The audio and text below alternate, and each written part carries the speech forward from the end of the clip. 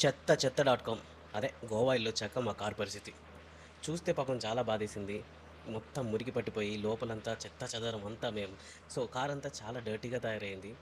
కానీ నాకున్న అలసటకి కనీసం 2, 3 రోజులు మంచం నుంచి కిందకి దిగే పరిస్థితి లేదు. చాలా బద్ధకంగా అనిపించింది. ఇంక చేసేదేం లేక ఇంటికొచ్చి ఎవరైనా వాష్ చేస్తే బావుండు అని ఆన్‌లైన్‌లో సెట్ చేశాను. అప్పుడే నాకు ఈ బండి కనిపించింది. కాల్ చేసి అడిగితే ఔట్‌స్కట్‌లో ఉన్నా పర్లేదు మేమొచ్చి వాష్ చేసి ఎళ్తామన్నారు. నేను కాల్ పెట్టేసిన ఒక హాఫ్ అన్ అవర్‌లోనే బండయితే వచ్చేసింది. అడిగితే ఏ టు జెడ్ మా దగ్గరే ఉంటాయి. మీ నుంచి ఏం అవసరం లేదు అన్నారు. ఆహా! సరే పవర్ కోసం అయితే నా దగ్గరికే వస్తావు కదా! అప్పుడు చూసుకుందాంలే అన్నాను.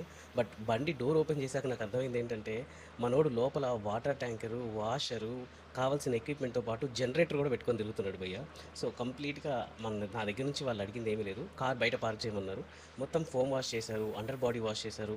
అన్నీ క్లీన్‌గా వాష్ చేసేసి, పాలిష్ చేసి, టైర్ పాలిష్‌తో సహా చేసి, కారైతే రెడీగా ఇచ్చేశారు.